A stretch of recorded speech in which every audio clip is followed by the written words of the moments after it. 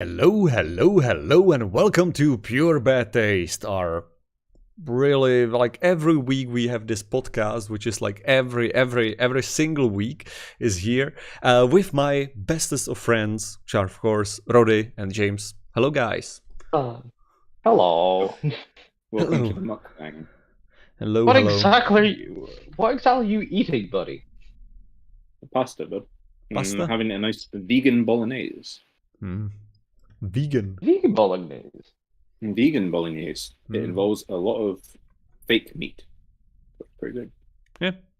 I actually had a pasta today as well. I had a tuna with olives and just pasta. I just threw it together and I was like, hey, that's food. And yeah, it worked somewhat. It wasn't the best food, but it works. What was what did you have for lunch, James? I had this sort of weird no bread sub sandwich thing. It's things basically wrapped in meat and lettuce and stuff like that. Trying to do something a bit more interesting and healthy. I can maybe send the recipe to you guys later and see what you think of it. Yeah, the only thing that kind of keeps me alive is carbohydrates. I really like anything that is I cannot even imagine to have a sandwich without any kind of bread. That would be that would kill me. That would most likely kill me. It works So very the well, KFC especially chicken sandwiches. Yeah, it's like out with your yeah, that's the a lot of people have this eating meat on its own, and it's even in Czech Republic, it's kind of the dream is to just eat only meat and meat and meat. And it's for me, always I just need something dry for the other stuff. I always need something to eat it with.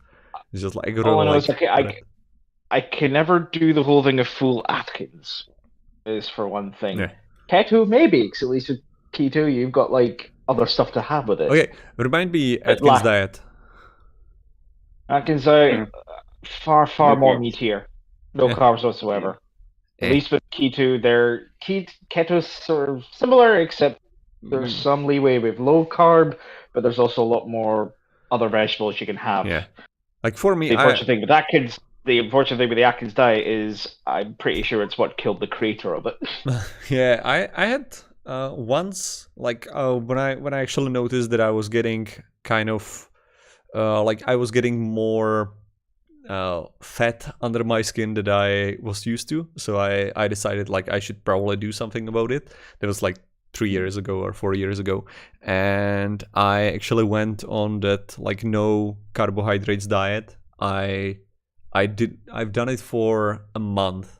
With a lot of exercising, and I have to say it had the results. It had really good results. It worked, but yeah, I felt like shit. The I would say the moral aspect of it, of I was just down by not eating any carbs because I love carbs. I just just the pasta or bread or anything. I just I could eat that without anything. I don't just eating cheese, for example. It's just yeah, cheese nice, but having it with something, that's nice. But having just cheese, it's it's weird. It's just weird taste. There's a really weird one where people can be addicted to that kind of texture and taste of things like cheese, and that's all they want to eat. They just want that kind of texture in their tongues. They want that taste in general. I had one of those today. I had a sandwich that had some ricotta cheese in it. It was like eating a whole fucking tub of cream cheese. Every tub was 2 big tablespoons of in your mouth. It was being hidden under the bread, so you couldn't get at it. Yeah, that's for me. I actually in that holding a big wad of the Jolly Green Giants cum. Yeah, with that diet, I actually ate a lot of cottage cheese, and that was for for breakfast, just top of cottage cheese, and I hated it. I really hated it. It was it was I would say 1 hour long endeavor to eat it, because I was eat a spoon, and I was trying to digest it basically, then eat another spoon and another spoon, and it just like took forever. But then I actually discovered how I can eat it and how could make it more palatable, because well, I'm actually not sure about the translation there, if it's like cottage cheese or if it's like more cream cheese or something. It's like that's the thing, that it can be eaten as like sweet or salted. Like it's you can add stuff to it, right? The cottage Wouldn't cheese. that be mascarpone? Yeah. But yeah, I kept thinking you're almost talking about mascarpone there for a second. Yeah, I'm talking about like when you make a cheesecake, like that. That's mascarpone. Kind of okay, it's mascarpone. Then. Yeah, okay. So, but it has a lot of. Yes.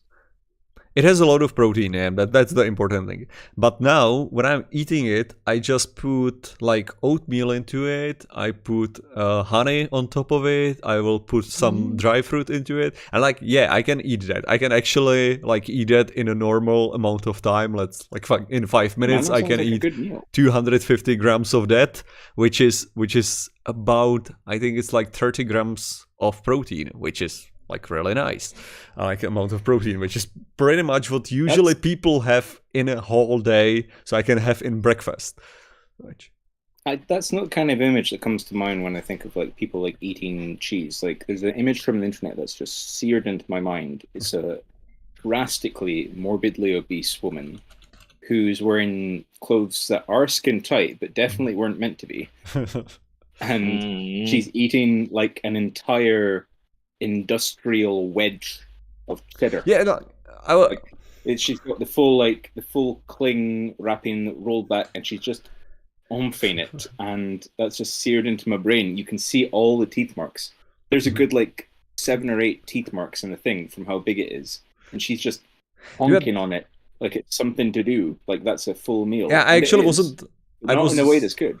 I wasn't using it. I was more talking about another example of that. But yeah, when I was talking about cheese before, I was actually talking about cheese that way. But because I usually, when I'm on that kind of diet, I should probably get on it like pretty soon again. I usually just eat like really good ham and cheese. You know, like that's the basic of my food. Eggs, tuna, and chicken breasts. Like that's pretty much what I eat then, and some vegetable with that, which is like it must be really limited on the vegetable front, because otherwise it's too much carbohydrate suddenly. But would it be bad if you added a pickle? Probably it would be.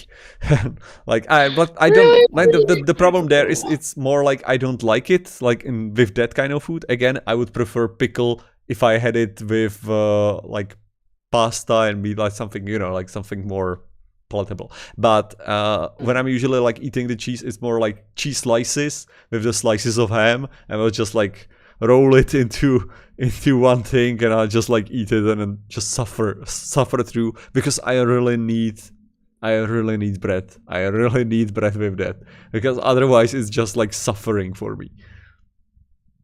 These are kind of things that you kind of do for the diet. Like you're an endurance athlete as well as like strength training, so it makes sense for you to like diet it up a wee bit. Yes, like you like do these things measured. You don't go for like a fad thing like Atkins diet where it's no carbohydrates, but those kind of things are like so shit for your health. Like James said, the thing probably fucking killed the guy because he wasn't getting the proper nutrients to his body. His colon was probably bricked with old red meat. Yeah, mommy, it just makes you stink. That's the thing. My dad's done it, and it just makes you stink. Yeah, everything about you stinks. Your breath stinks. You stink in general. It's just I would say like kind of beef jerky. But it's a difference. Like that's also a difference between my diet and the Atkins diet, because I don't eat that much beef or pork. I usually eat just chicken because again, it's the most protein that you can get. Basically, like chicken breast is like the biggest amount of protein that you can get in single serving of anything. It's like except if I compare it with protein shake, of course. But there, if I like pure powder of protein shake, like that is like 80% of protein. So yeah, of course that's the biggest source of protein that you can get. But normally, like chicken breast is like 100 gram is 30 grams of protein, which is like the cheese that I eat. It's 27. Like 27 grams of protein on 100 gram. So like. It's not that smelly, I would say, and also like I'm not doing it for more than 1 month. I usually like go for 2 weeks on 1 month, because like for me when I need to lose some weight, it's usually like 1 kilo of fat. It's not a huge amount. Like it's not anything that significant. So I don't need to do anything more brutal. It's more like just to increase it for a certain amount of time and then just go through. And it's also like you said, endurance. Well, the thing is like I never train for strength. I usually train for endurance. So which means that because that's what I prefer, just to be able to do a lot of things for a long time. You prefer to go all night. Oh long. Yeah, all night. Yeah. Not like for example, in 1 month. Well, at the end of this month, I will have a handy cycle marathon, which is going to be like around Czech Republic. It's 2,222 kilometers, and it's basically a rally. So like we are eight riders. We are just like riding part of this 2,222 kilometers. And I'm going to ride it on my hand bike. So I'm going to be there, and it's like I'm planning to do around 300 kilometers. That's my plan from that. So yeah. Did you ever catch the guy when you were living in Aberdeen? There was another guy who's a disabled Olympian. Actually, there's a guy who used to be a professional cyclist. He got wiped out by a car on the road and lost all the use of his legs. So he got on one of those hand bikes because he was just like, fuck it, I'll just get on the hand bike. Like, no problem. He's still beasting it after he obviously recovered. It's not like he was in the hospital bed and he was like, fuck, I guess I can't use my legs. Well, boys, just let me out. I'll get the hand bike. Like, there was some recovery. But he got back into it. And you know what some bullshit was? He was riding on the hand bike down by the beach. It nearly fucking happened again. Car came by and took him out. But this time, he just suffered like a broken shoulder and nose. And he was like, can I at least use my arms? And they're like, oh yeah, after it's out of slings. So part of me's thinking, God, I'm going to have to learn to use my mouth now.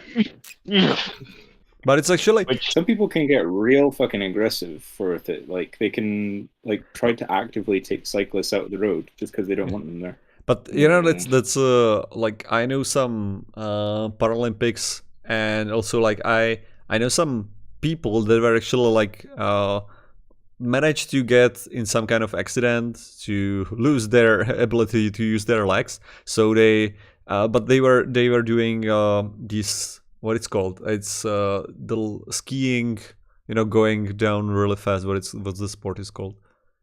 When you're just, it's not like biathlon. It's just about getting down the hill really fast. That one skiing. What's the discipline called? It's like slalom also with that. That's called. I don't know, like, it's just skiing or? Yeah, downhill skiing. Downhill skiing. So, okay. So they were doing that. So they decided to do it as well, like with this handicap, which means that they have this like monoski. They have this, basically it's a sled with just one ski in the middle. And they are, I think that they can get like definitely over 100 kilometers on that. But the difference there, like with normal skis, you have two, so you can go, like you can go that way, so you just like slow down. But if you have a monoski, it doesn't really work. Like you cannot go any way to slow down. Like, because if you would, like in that speed, if you would go any other way than like forward, you would just like tumble down the hill. And of course you cannot use the sticks to stop yourself because they are not like adamantium sticks or anything. Like, so if you're 100, like over 100 kilometers downhill, like on that, like it, like there's no way to stop. And like some people actually manage to make themselves like quadriplegics, which means that they cannot even like move with their hands after that, because like they have accident or not. So they happened like Paralympics, and they managed to make themselves quadriplegics, not able to move at all because of the other level of sporting. So it's like, that's kind of, I'm not saying ironic, but it's kind of like that you want to ride down the hill so much that even though that you got fucked up the first time, you will get fucked up even more after that. That's like, that's kind of impressive. It feels like a metaphor for being disabled. It feels like a metaphor for being disabled anyways. Like, this thing you used to really enjoy, you can't do anymore. Although you could do it, only it's a lot more dangerous. Yeah. No one's going to help you, and it's harder. Yeah, I guess. But yeah, like it feels comical to me because it's like so bizarre, the way of like you get yourself crippled and then you get like double crippled. It's like, okay, why not? Like, yeah, that's what life is about, I guess. Yeah, like, never give up. Yeah, it can be a wee bit of an addiction, that downhill thing. Yeah. Sometimes you can get fucked up by the most obscure things. Mhm. My brother did downhill skiing, and he would regularly top like 120 kilometers an hour going down the slopes because he thought that shit was amazing and fun. And we're like, Jesus Christ, you'll die. He's fine. But the other day, he got his first vaccination, stepped outside the hospital, and then went whoop, and he collapsed. He shattered his face on the ground. Wow. And that fucked him up. He's got a chipped tooth. He's all fucked up. That fucked him up more than he ever did any skiing. The most that ever happened when he was skiing was that he you know those lodges that you can just ski into? Mhm. Yeah, but the most that ever happened is that he kind of overreached on that and had to go down even further along a harder slope. And he's like, oh, I nearly died. The way you make it sound like he'd be one of those guys that'd be in an avalanche and a hand would just pop out with a thumb, basically going, I'm okay! Kind of. He's hardy. But there's, like, my brother's a person like that, and there are people like that who just will intentionally barrel head on into danger, barrel head on into the thing that's going to cause possibly the most harm and danger to life possible. They'll come out the other end fine, and it's just like, oh, I've missed a step. Ah! And now I don't have a hip anymore. But, like, what the fuck happened? You were just walking up the stairs. It's like, I know. Yeah. You can get fucked up somehow. You can always get fucked up somehow. You can get fucked up somehow. I think the only thing they ever had. But I the like. only thing I've ever had anything that happened to me would be breaking the collarbone trying to do skateboarding as a kid, and that was about it. But like for me, is that the most that you've ever been fucked up? Like, what's the most you guys have ever been fucked up? Like, properly, like doing something, just anything really. Hi. I think that would have been it. The broken collarbone thing. Actually, 10.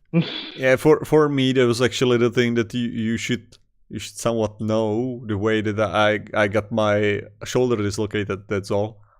Like, I never got anything like, because I had it like it happened. Which thing did you do? Because you've done a lot of things that should fuck you up, and yet you've. I was in Korova and I fell on the floor there. Shit! Fuck! Oh god! So you're like, was it Aberdeen? Of which nowadays, I kind of did. This is called Underground now. I did the similar one. Yeah. I completely like cracked my ankle and tore ligament doing the Cotton Eye Joe dance. Yeah. Where did you come from? The Florida If it hadn't Panhandle. been for Cotton Eye Joe, I'd still have a good ankle.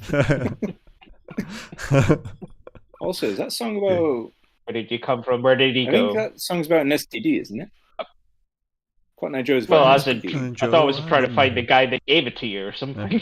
Hey, but I just wanted to say back to the skiing. Because I'm doing some, like the sports just generally, and when I was doing quadriathlon, which was for like skiing quadriathlon, which is just complicated. No, doesn't matter. But when I was doing it, there was like downhill, just like one part downhill, and I was like breaking the whole time down. I was having none of that speed. Like, I don't like it. I don't like it on the snow. It's just it doesn't feel stable. Like it doesn't feel stable at all, and I don't like it. But when I was riding handbike the last time, that I managed to do like my top speed on handbike was 68 kilometers an hour.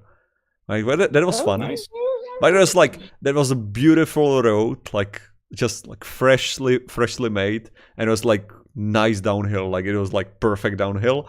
And the best thing about like handbikes is that they are kind of, like they are heavier, and they are as they are low, that the like normally you need to you need to use more force to actually be fast in any way. But when you're going downhill, it's actually faster because as how heavy they are.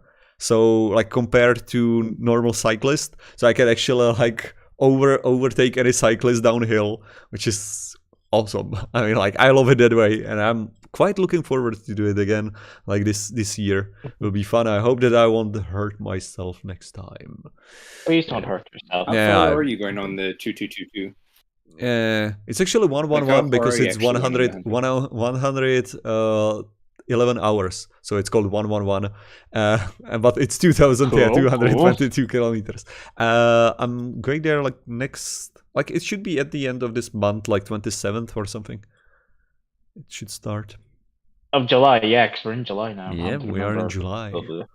Happy July, boys. Of which I also wanted to say, in terms of recent sporting events that may involve Scotland and Czech Republic, good game. Seriously, good game. Croatia. That What? was Croatia. No, I thought we were against Czech Republic at one point, but then I don't follow sports. So there was a like I know that there's supposed to be a football match at some point. So I guess that Czech Republic won by that. Some Euros. I mean, I don't care about football, like absolutely. I don't like I'm not even going to pretend that I care in any way. So I'm just happy that, well, I don't follow football, but I do know Scotland is one team England has not scored anything against. Okay. So I'm considering a positive in that. Sure, we drew. But still, that's just better than nothing. Yeah, if you can take some pride from that, yeah, like pride from that, yeah. Yeah. Scottish Euros, Scotland versus Czech Republic. Czech Republic won 2-0. 2-0. Mm-hmm. Wasn't Croatia? Good for them. That was ages ago, though. But Croatia. It's Croatia that knocked That's Scotland true. out. But we did lose. But before that, we lost against Czech Republic. Hence why I am right saying good game. Yeah, I guess I don't care. Neither do I. It tends to be Scotland and fucking geeks here, but the most important thing we're that like geeks here. We consume American media. Yeah. What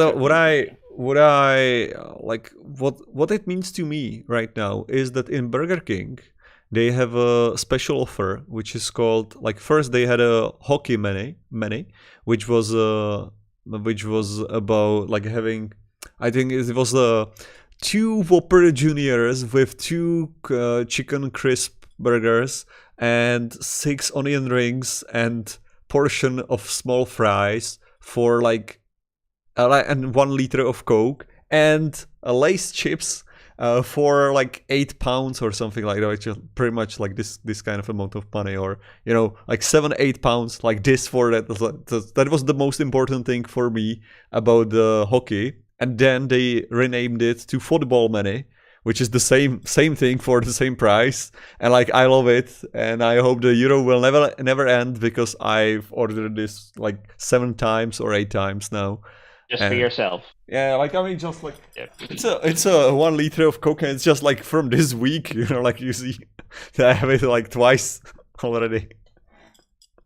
Yeah. Most TV personalities tend to take a different type of Coke there, Martin. I think you might have missed the memo. He is a TV personality.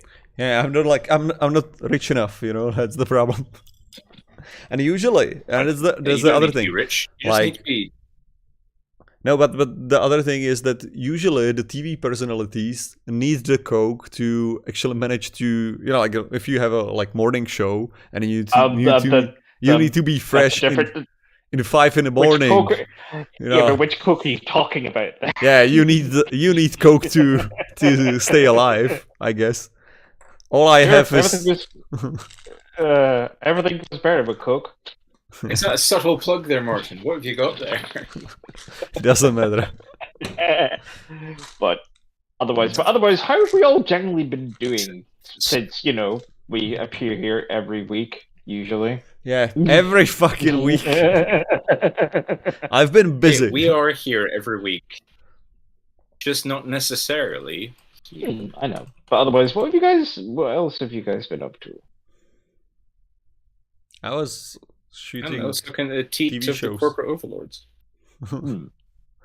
I was just like, I was making the TV show, so like I didn't have any time to do anything, unfortunately.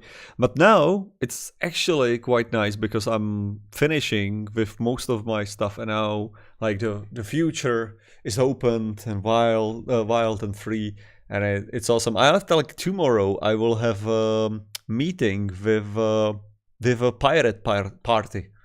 Pirate party. That's a party, like political party in Czech Republic. Oh, are they like Britain's Monster Raving Loony Party, which is the actual name of the party? Like I think it's more serious in Czech Republic. Monster Raving Loony Party could be serious, I think.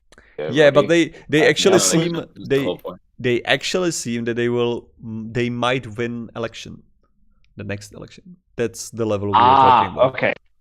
Right. So, okay. Well, in this case, what kind of how do they stand? Are they quite right wing, center, left? Guess.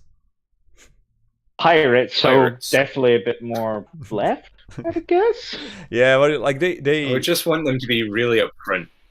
But I will put it this way: immediately plunder your nation's coffers and take off on our boats. Like, I mean, they are more corsairs. They feel more like corsairs than pirates actually. But yeah, that's now because it goes from because they actually started as a party that they had like single issue party, and it was copyrights.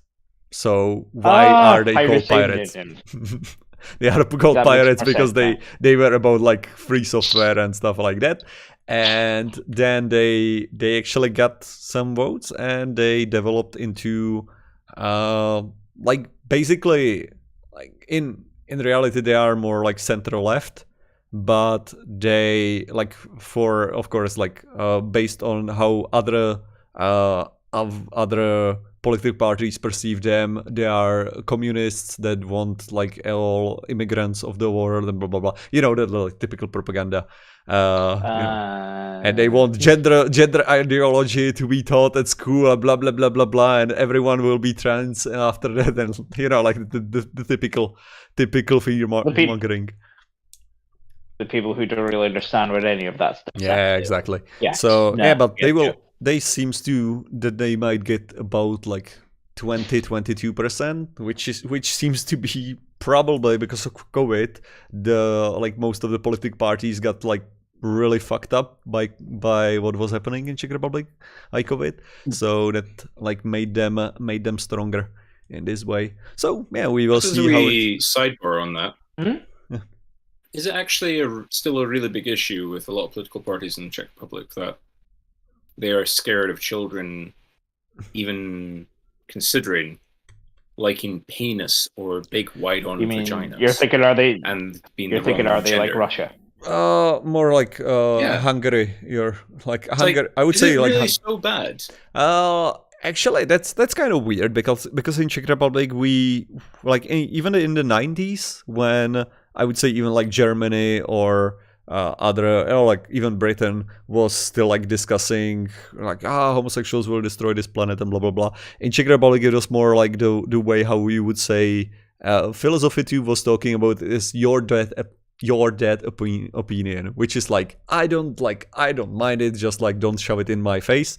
So that was like even the kind of position in the 90s, which is like that was really progressive position at the time, like definitely. So I would say that we are actually quite progressive on this front, but there's like looming threat of conservatism that is basically like more to the like people that are going more like we should follow the examples of Russia, blah blah blah blah blah, all these things. So of course we have also people like that, but I would say that the general opinion is more like I don't really care, I don't really mind, which is like not That's any kind of the one that you do want. You want Yeah. it's like I don't care. Yeah. It's like just do what you like. Just tell them what's going on, and I don't care. yeah. I mean, That's like that's the ideal. of course, no, like you would prefer the support of that, but at the end, like it's much better that you have the majority is I don't care, which is probably better. Like so you have like this, I would say like it's more 20% like full support, 20% like this conservative opinion, and then majority is like why are we even talking about this? That's how. I think it should be more like how a big megalopolis like Beijing, Hong Kong, New York, London, how anyone is treated when they try to stand out. It's like, I'm gay, I'm flowery, and everyone just goes, well, you're still a arsehole and fuck off. I tend to be the same view, the same thing of I'm everything this. It's like, yeah, but it's your round next. Come on. Yeah, but like Yeah. Join the parade down the street. There is a million more like you. Stop interrupting my day. But still, like you have the president of Czech Republic was saying this weekend that they are like transgenders are nasty people or something like that. You know, it's just, like with a huge support from some people. Like you have it like the all like it's more, I would say, colorful. The opinions are quite different, but I would still like say that the progressives are stronger this way still. At least like we are not Hungary. Like there's nothing wrong with being trans.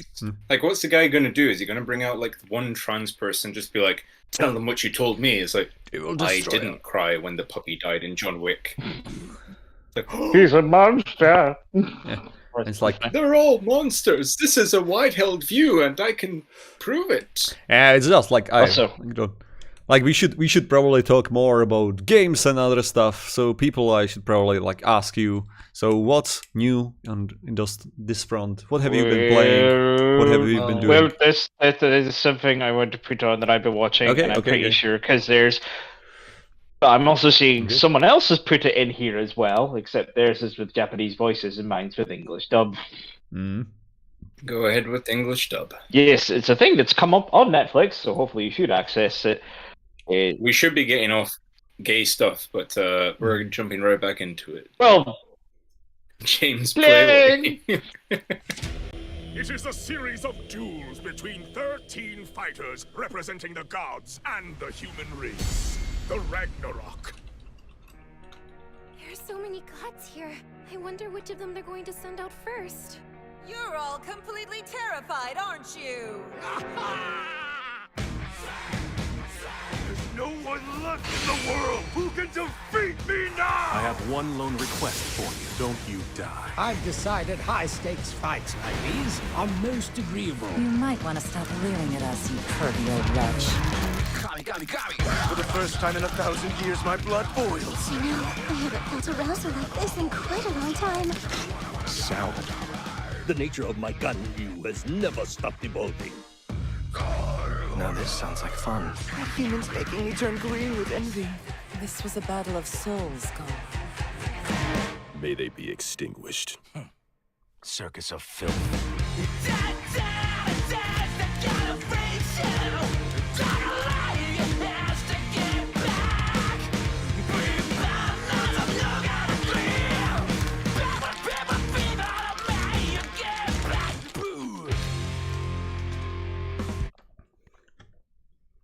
Outstanding.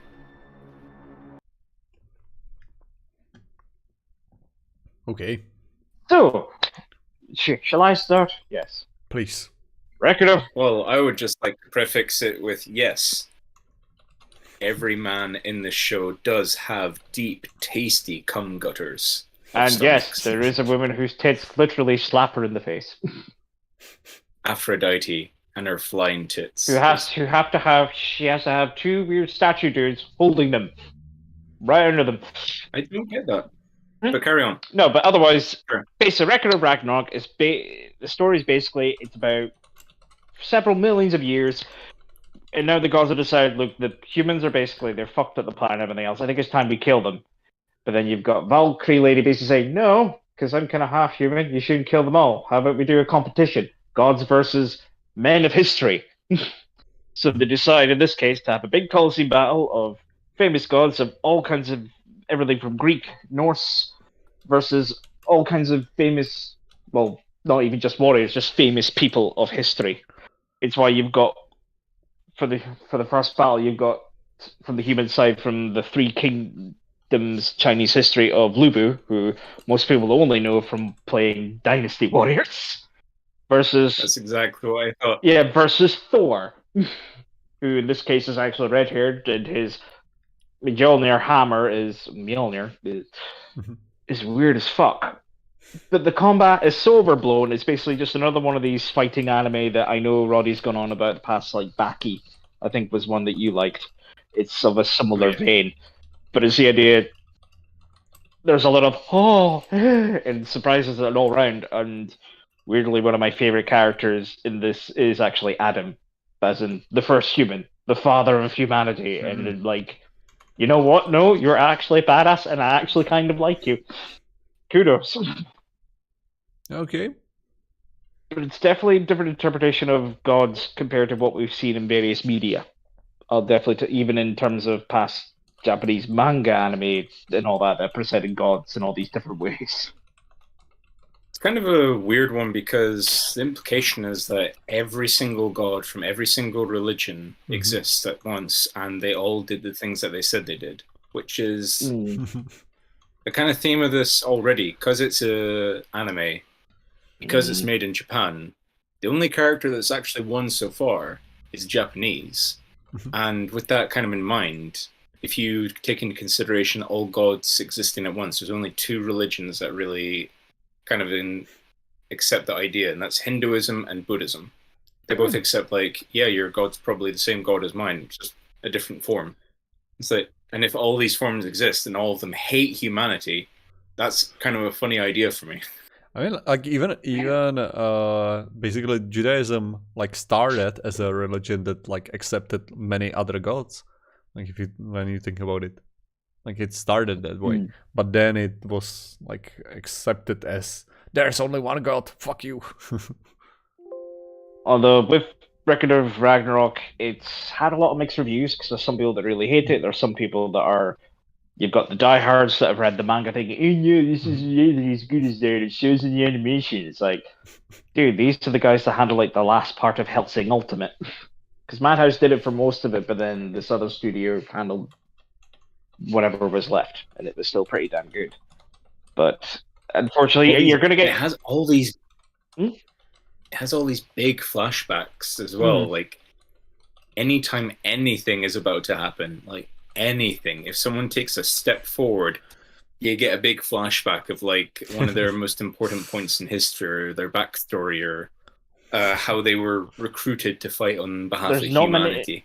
And it's just like, okay, now he's taking another, and we're getting more backstory. He's taking a swing of the sword, and it's more backstory. But it's meant to be 13 humans versus 13 gods, and in this season we've only had 3 fight.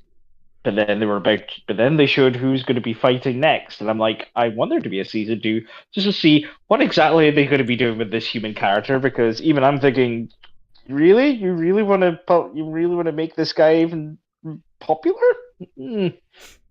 No. I mean, it could be worse. Like, because of how Japan kind of like really doesn't hold back sometimes. I'm surprised they don't just throw in like Rommel. It's like the Nazi commander of the African basically campaign. He was a great warrior. Like, oh no, God. We'll probably do the spoiler here because fuck up. It's not as bad as like. I mean, I think we should. It's not really a spoiler. We should talk about it anyway. Come on. We should talk about it. Basically, as they're ending this season 1, you're seeing who's fighting for the humans. It's some weird dashing-looking figure with a monocle, and it's Jack the Ripper. And I forget who he's meant to be going against. Which version? Like, my question there is, like, because there's Yes, like 5 good point. different, like, potential people that might have been, like, is it the Mason one? I don't know, because 1, I haven't read the manga. 2, we don't know which version it is. Just some dude with a mustache and monocle, which makes me think he could be an amalgamation of all of these. He could. I know in some other anime, one Jack the Ripper is a girl. There's another one where Jack the Ripper comes flying out of a horse's head. Thank you, JoJo's Bizarre Adventure, for all the weird imaginations you give me. And then he leapt out of the horse. Oh no! Oh no! I have to mention like one of the best parts of the entire first Record season. of Ragnarok. Go on, God. Spoiler territory. Spoiler territory. Everyone, shut off your microphones if you are gonna watch it. If you don't care, keep listening. Well, I'll put my hand up and then I'll put it down for when you say spoiler done. So, the first fight is between Lubu and Thor. Thor in Norse mythology is OP as fuck, so of course he wins, and Lubu dies.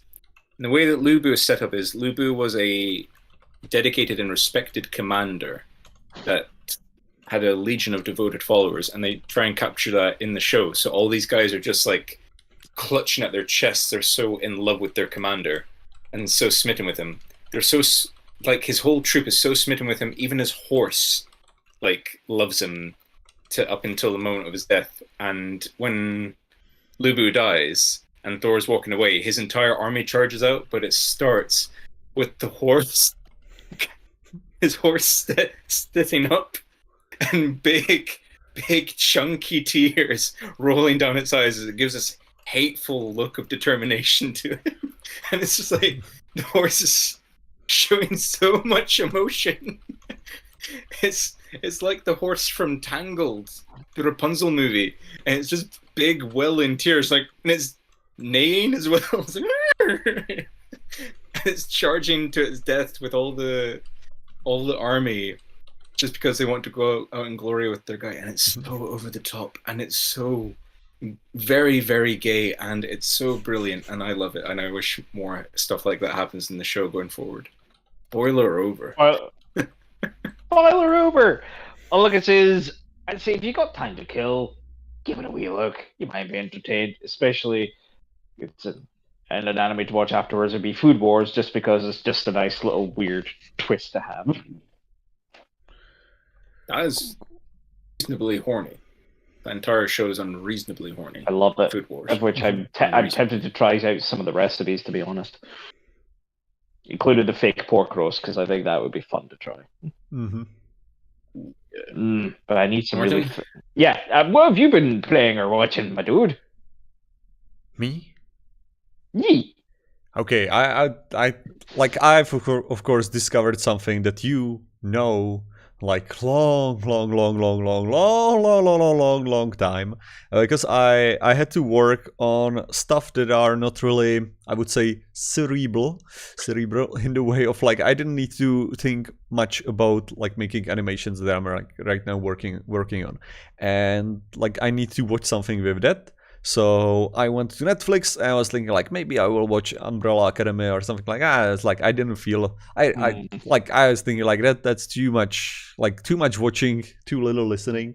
So I've decided like it was too like my Netflix was recommending me this show for a long time, so I had to watch it, and you will know it because of Hello, course Stephen. you will. This is Clem Fandango. Can you hear me? Here we go. Stephen? Who the hell are you again? I'm Stephen Toast. No! No, no, no! Why does he think I'm a waiter? A lot of people have remarked on it. It's the tash. I hate everything about your advert. What kind of asshole doesn't like my adverts? When things were a little lax for John Nettles, he turned to a spot of poaching. Poaching? How many rabbits? 3. That's not a rabbit. Looks more like a squirrel. It's a rabbit. I can't think of a single person on this earth that I have any respect for. The Rose Store-winning Toast of London starts Monday at 10:35 on 4. So yeah, I was watching a lot of Matt Berry, which is Matt always Berry is amazing, fun. and that was beautiful. Coastal London is beautiful, man. Describe it to our lovely viewers. I mean, like that's the I'd say because I knew him mostly from IT Crowd, of course, because that was my jam. Well, also everyone's jam. And like this delivers pretty much the same type of humor. It's the bizarre situations that are like they don't really try to play it normal. The way of like a lot of things that they don't have any consequences because it's just a joke, but it's a brutal joke, which works for me. It's a bizarre absurdist humor.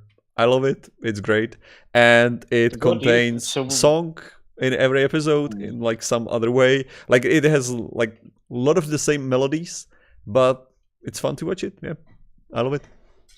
So what do you think of Roy Bloody Purchase? I mean, like I love Roy fucking Purchase. Thing is, I mean, if you've been going on the Matt Berry train, does that mean you've been having a look at What We Do in the Shadows, the series, as well? What do we do in Shadows? No, I haven't seen it yet because I actually someone was asking me if I prefer Toast of London or What Do We Do in the Shadows, and I haven't seen it. What Do You Do in the Shadows yet? I mean, I haven't seen it either. I'm trying to find a legal way to watch it because I want to support it. Because I've only seen the movie, which is, even though it's the same universe, completely different characters in each. Ah, okay. But, of which have you seen the movie? No, I haven't. I'm still in the half of this one. Like those I'm in the second season right now, so I should be probably near the end. Well, it's really like short seasons, but like I actually, but in some cases I actually watched the like episode. Like it finished, and I just like watched it again. Like just the second episode, I loved it because that's the one with the hoarder Susan Random, and I love the song there. I love the bizarre the first girl that stabbed her boyfriend that's in a coma. You know, it's just like perfect situation. So I just like finished the episode and I played it again, and I've actually done it for several other episodes. Just like it was like so much fun. So that's why I'm going quite slow through it right now. It's good to take your time and enjoy everything, to savor it. That's an awesome thing to do. Yeah, you have good taste. Although I have to laugh at the guy that plays Clem Fandango because of what he's been in after this. He's in Star Trek Discovery. Oh, Clem Fandango. Okay. He ends up being the first initial. Yeah, he ends up being the first love interest of the main character. And it turns out he was also a Klingon before. Mm-hmm. Sure. Interesting. Of which is to say an albino Klingon, just to be clear. Yeah, okay. That's good. That's good. No, it's just hang on. So he's an albino Klingon that turns into a handsome English Pakistani gentleman. Who sounds American. I mean, that's a Fandango. That's a quagmire of is that race painting or is it speciest? It's a lot of twists and turns that no one needs to travel down there, Roddy. But otherwise, I know I've announced what I was. Although Roddy, I've announced what I was watching, and unfortunately, I guess you were watching it too. But what else have you been playing or watching? Yeah. I've actually been going back to one of the old favorites because I've been having a hard time. New generations of like consoles still haven't got to me yet. I haven't put in an order for anything because shit, man. Like I know we were meant to talk about E3 as well, and you guys want to talk about it real quick now because my only kind of takeaway is I'm still not fully sold. I would say Nintendo did better in terms of the E3 presentations. There were some games I was... Yeah, Breath of the Wild 2. I'll get hard for that immediately. You know. Also more... There were also more showing the game I wanted in terms of Shin Megami Tensei 5. And, oh god, we forgot to add the new Metroid game as well. Load that up. I want to see that. I need to find it. Hold on. Which I like. I love the team who are making the new game because they're the guys that did the Castlevania Lords of Shadow, But the reason they're doing this new Metroid game is because they did the Metroid Return of Samus game that came out for the 3DS, the really good sort of remake of Metroid 2.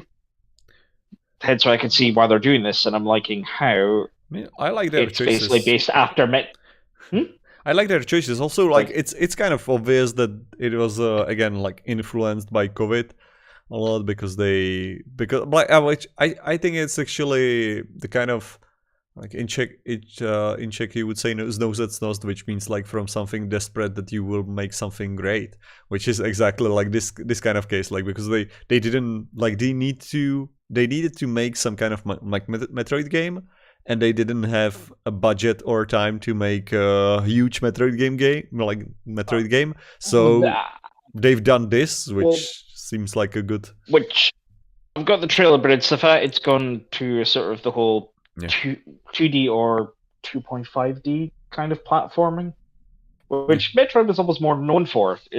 But they did say there will be a Metroid Prime 4, just it's probably going to take a wee while to make. Yeah, but here's the trailer for Metroid. Yeah. Oh, after what are you about? No, to say what I wanted to say, it's like it feels somewhat similar as it was with like for say like XCOM Bureau, like that one, which was just like shooter style third person something, and like no one basically trying to be like a BioWare shooter. No one liked it much, but then you say like, okay, so we also make like XCOM, the classical, like the classical kind of game, and it's like everyone loved that, and like it feels to me the same way, like that you are making like the third person doesn't really fit that much, like the original 2 and 2.5D, like it works much better, I think. It's much better. I mean, choice. I'll put this on anyway. Yeah. I've got the video, so let's put this on.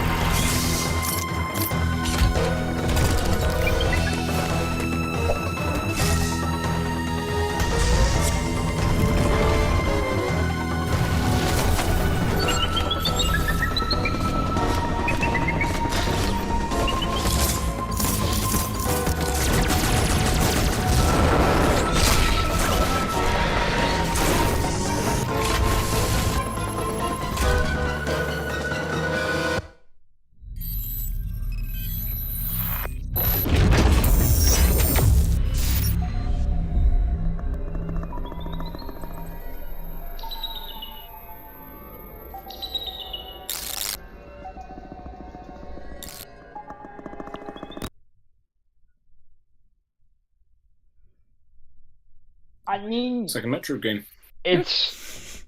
I just think it's going to be awesome. Yeah, especially except I kind of want to make fun of those weird robot stalker things. I just keep thinking it's a robotic form of the Demogorgon from Stranger Things, with the weird Stranger Things aesthetic going on there. The Robo-Gorgons.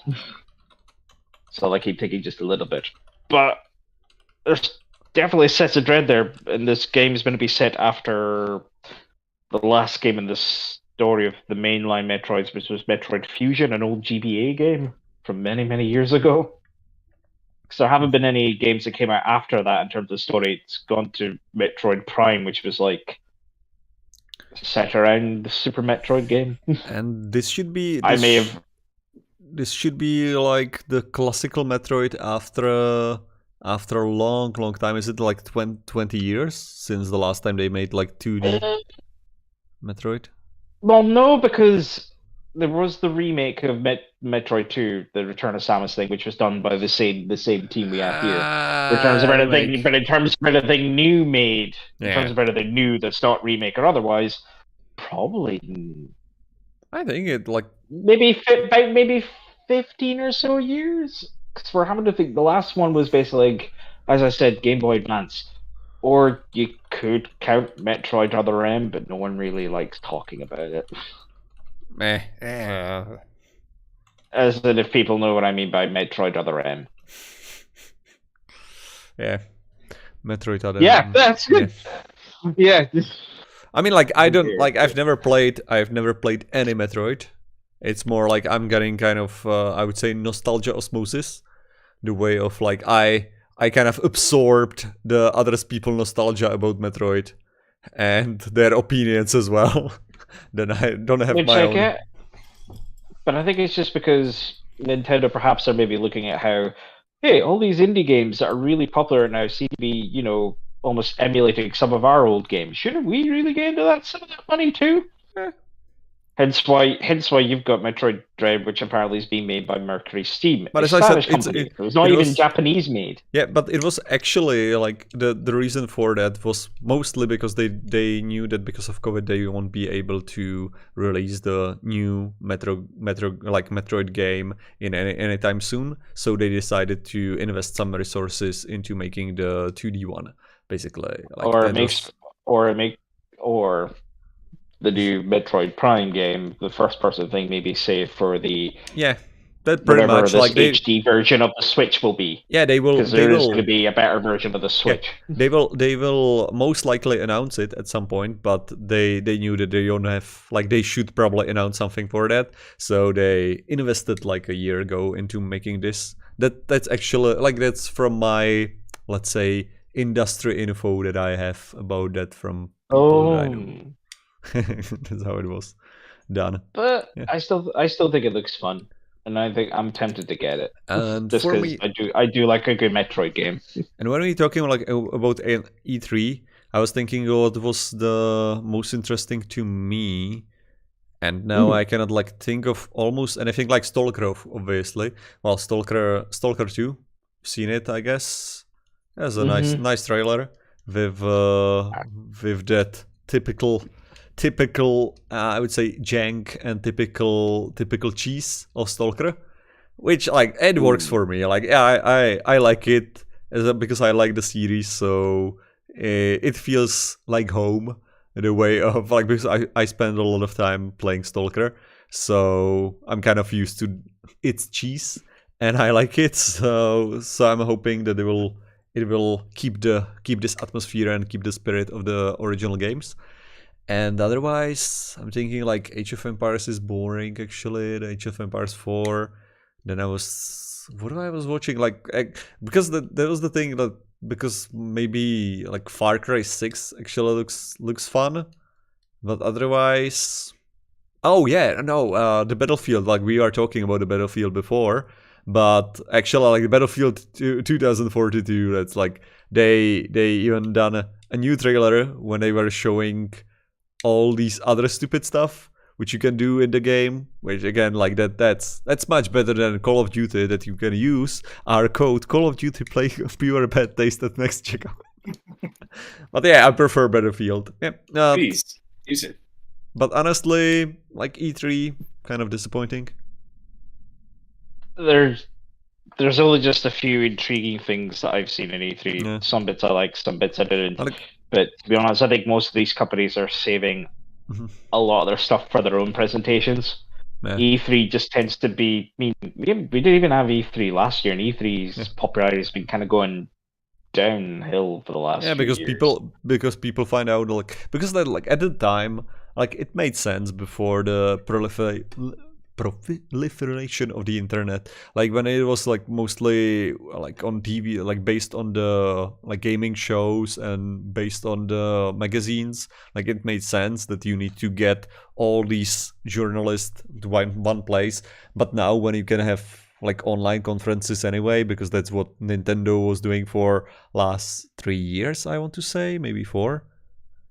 It was good also, not just for the journalists, but just people who are buying tickets, wanted again to play these latest games.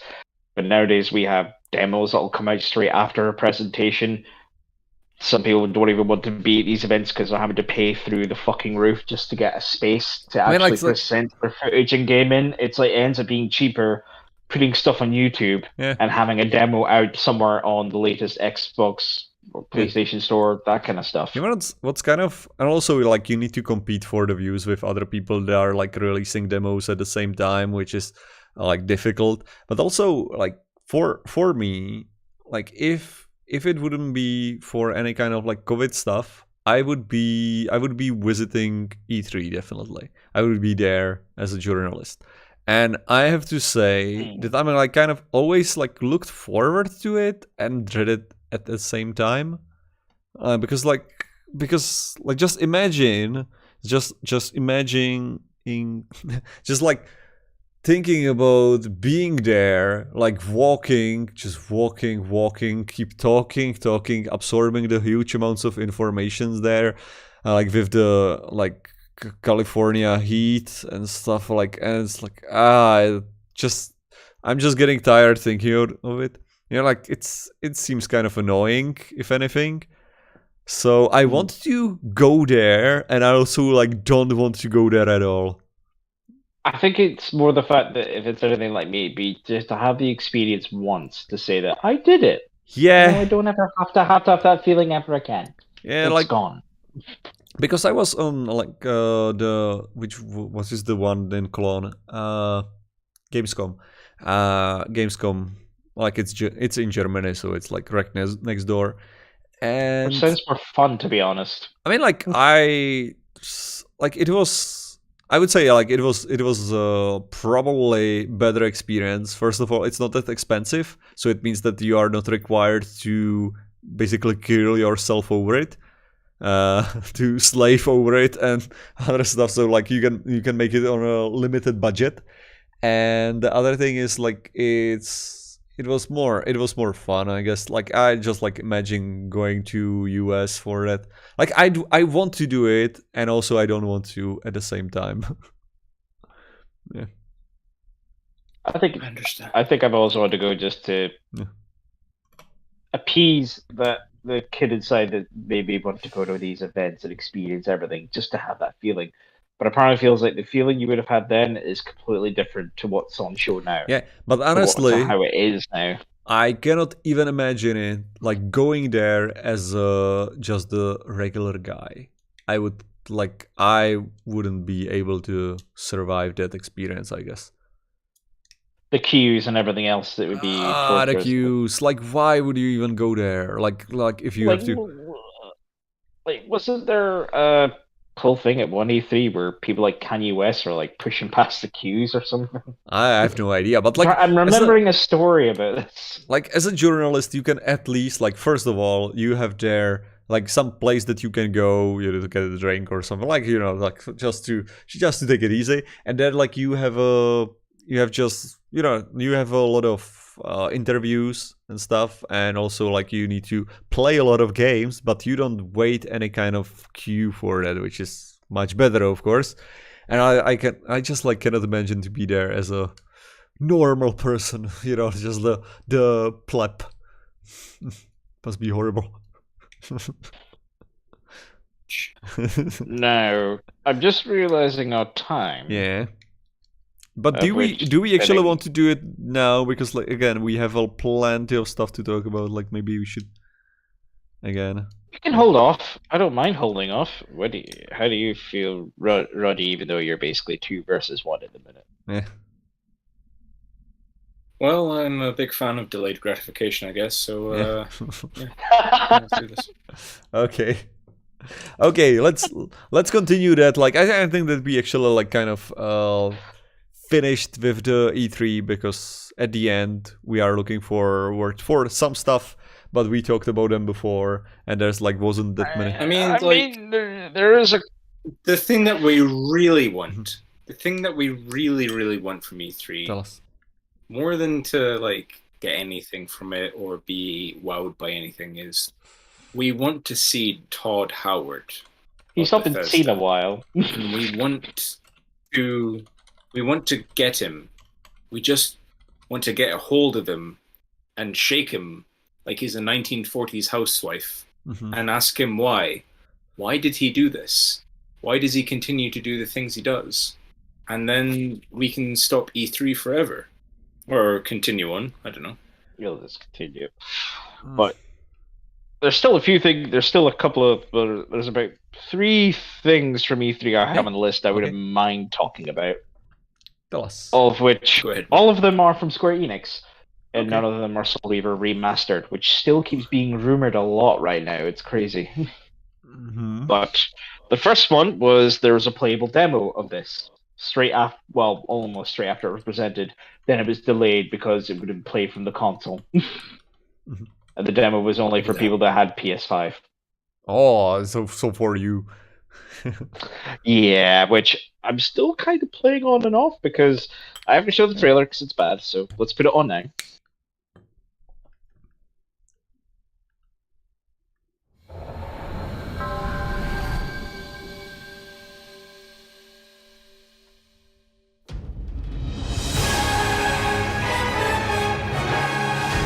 I'm here to kill Chaos. That's my mission.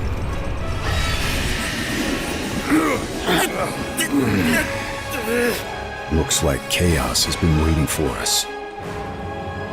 You gonna make us go in there and find you? Guess we'll just show ourselves in. I only know one thing. I want to kill Chaos. We need to. It's not a hope or a dream. It's like a hunger. A thirst. Move aside! You're dust! You sure Chaos is here? Yeah, they can only squash monsters for so long. I hate doing pest control. This is the Shrine of Chaos. He's here. We just have to hunt him down. Feel the pain!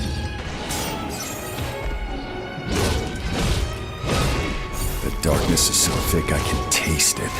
This is it. No doubt. Die already! There was a knight who left on the same journey as you, but never returned. His name was Garland. If you could, I would be grateful if you looked for him. Chaos.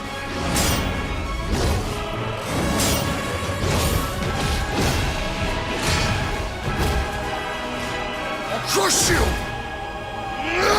Know when you're beaten! And who are you?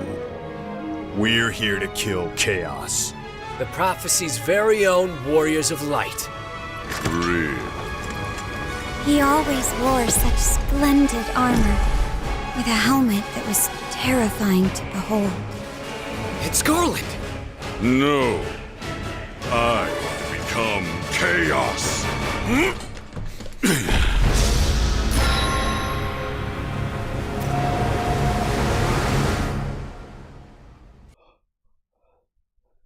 I just say, I love when Japanese things take a concept and try to make it real. So the idea of Chaos being a character, it's just, to me, it's the same logic as them hearing the phrase "I hate Mondays" and then being like, next game is Tetsuo Monday. The one thing I'm wondering is when the full game does come out, if I ever stream it, I'm going to make it a drinking game for every time Chaos is being said. Why is the guy wearing a t-shirt? It's a Final Fantasy I don't know, game. especially... Why is he wearing a t-shirt? Why is the sword attached to his back by magic? He should at least have belts. There's always belts in Final Fantasy. There's always belts that would explain, they hook it onto the belt on their backs. They hook the helicopter Gatling gun onto their back with one belt? Yes. Fine, cool. That guy doesn't have a belt. He's just wearing a fucking t-shirt. He looks like a wee kid that they just went, okay, we'll 100,000% maximize masculinity, give him some scars, and there we go. That's our design. That's a 12-year-old boy. But the one thing I will say is, despite the questionable voice acting story bits there, and the fact that this is meant to be like a different retelling of the original Final Fantasy, like the first one, which talks about the idea of Garland becoming Chaos, a being. But the gameplay, it doesn't look good. But the gameplay is actually good. That's the weird thing, because this is Team Ninja. They're the guys that do Tetsuo. Remember, Mayonnaise. This is made by Team Ninja, the guys that did like Neo, you know, the other game that tries to be like Dark Souls in Japan. In the game, actually kind of systemic racism. Finally, I found you. I said the game actually plays I rather have well. became I'm still playing. I'm still playing the demo as well, but I'm having difficulty beating Garland, the final boss, because you have this weird thing. You have two weird shield defense moves. One's just a regular defense. The other one's almost like a weird, almost parry thing that fills up your MP, so then you can do other magic abilities. Which apparently just feels like they're working at everything. You can put a thing at the end to say what you liked about the game, what you didn't like about the game, and I'm not prepared to do it yet until I beat Garland. And then basically say, if you can just beat him up. I know this is meant to be Dark Souls, but there's meant to be more logic. But chaos. But at the same time, I don't regret downloading it, even though it did have initial problems where it could play for like 2 days after the demo was unleashed. You're trying to say that they have a bit of a chaos in it. A chaos theory, if you will. Thing is, I'm actually kind of intrigued about the game. When it eventually comes out, I may get it, I may not, I don't know, but it's one of those where I like the idea of it, but I definitely want to wait until I hear more reviews. But I'm also wondering if Square Enix and Team Ninja will think about what everyone's been saying since this trailer and since the demo, and whether or not they should change certain things. But I am liking this. Like the guy in the fucking t-shirt. Yeah. It's a Final Fantasy game. Why the fuck is he wearing a t-shirt? Not even a wife beater. Like, a vest thing is fine. A lot of the characters wear vests, but then they have belts, they have tiny crop jackets, they have something. Why is he just wearing a fucking t-shirt? You should be complaining at the likes of Tidus from Final Fantasy X. No, this guy. What the fuck is this guy? You mean you have the guy? problem of him wearing a t-shirt in a somewhat weird medieval fantasy type setting? No, I have a problem with him looking like a regular guy with a giant sword in a Final Fantasy game. The problem is there that they have usually quite elaborate costumes with a lot of stuff that they need to be rendered on PS5. And well, apparently Tetsuya Nomura, the guy that tends to design a lot of these lavish costumes, is partly involved in the character design in this project. So it does show, but it's because the costumes do change because you do have a job change system, and you put points into it, and it evolves into a higher evolution of that job. So you're gonna have like normal, what it's called, or you're gonna have a like V-neck T-shirt, like if you have a different. Well, that changes everything. Actually, and it's like Matt Berry will be there, like, can I keep my sport vest on? Basically, he's upgrading from fuckboy to something that worships GTL. Yes, I get what you're saying. I definitely want to see Matt Berry there with the like, can I keep my sports vest on?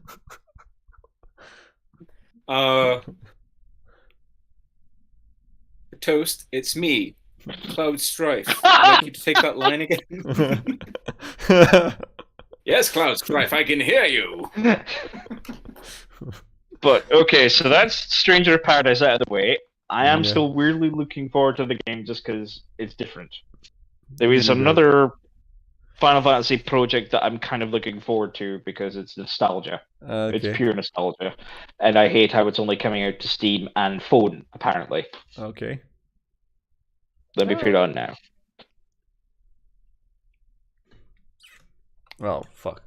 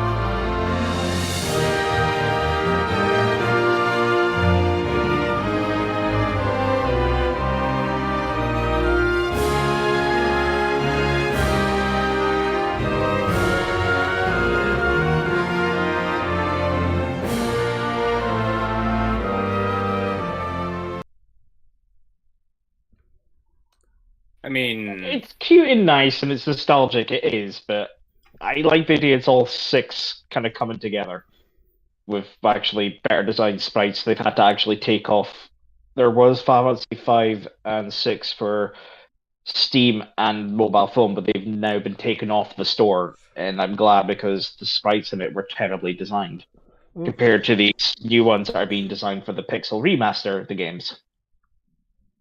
I got Final Fantasy 6 on my phone because I was on that kind of kick where I couldn't get anything new on the PlayStation, so I was trying out stuff on my phone, and it sucked. Everything sucked, apart from Evoland. I remember you talking about Evoland with quite a good fondness, but although I'm thinking you might like some of this Pixel remaster stuff because it looks far better. Yeah, it's such a...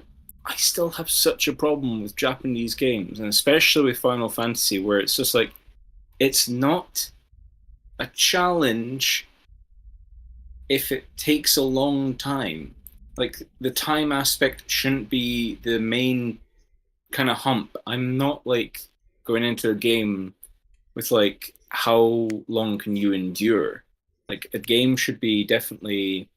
Like, I'll love platforms till the day I die, man. I love puzzles, I love run and gun, I love a good story.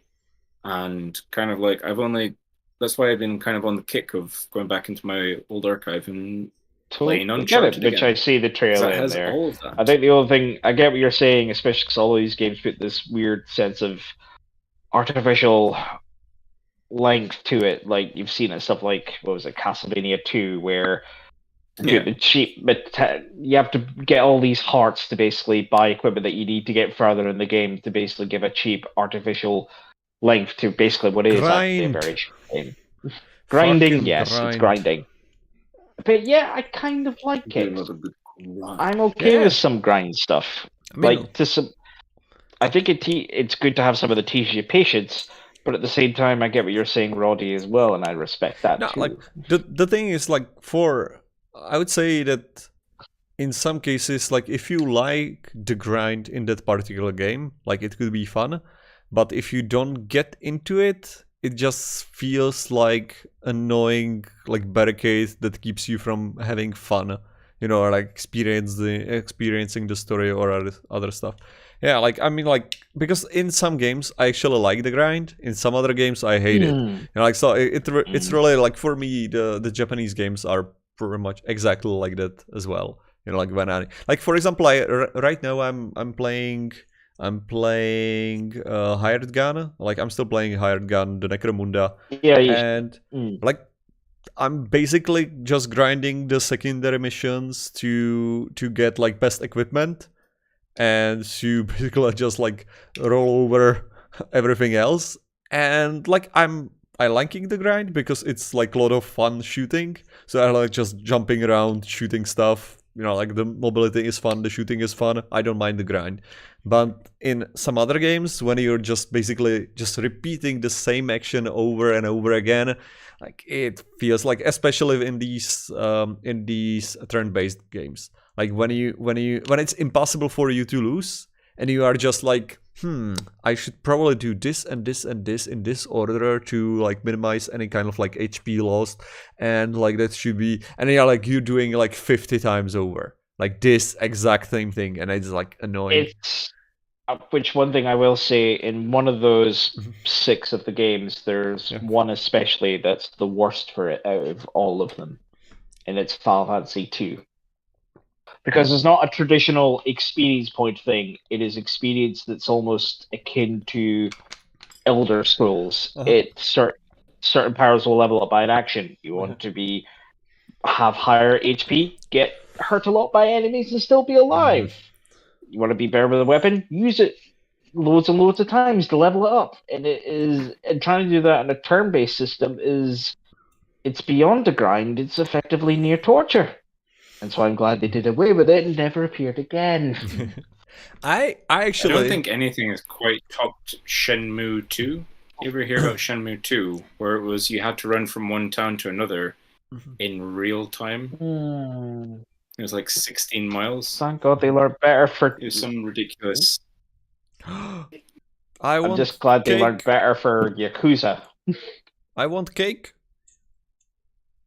No cake for you. Fuck you. Don't. This is my hot girlfriend bringing me cake because that's how I roll, son. Thanks, Roddy's hot girlfriend. No, we didn't get any cake, James. Don't think. It looks beautiful, though. My God. Show that cake. Show it to the camera. Oh, fuck it out. Show us the It cake. has a name, and its name is Charles. I like What's the layers? I mean, do you want to describe the layers, though, bro? As long as... We have a nice little chocolate cheesecake. So we have a nice layer here. Which one's this one? It's a triple layer chocolate cake. Triple layer? Oh, this is the triple layer one. Well then, gentlemen, disregard everything I just fucking said because this is a triple layered one. This is a nice chocolate ganache top and some nice cakey bit in the middle, naturally in a cake. And then we have a nice bit of more ganache because that's all we roll. I have to admit, where do you think all I this know is? is I was initially okay for the cake, but your terrible descriptions put me off the cake. Yeah, kind of. But it's because he wants it all for himself. That's why he's putting his off it. Also, I was actually playing a game that was kind of like it had a bit of grind in some way, and I like it a lot. So I will play a trailer right now. Okay. Go ahead.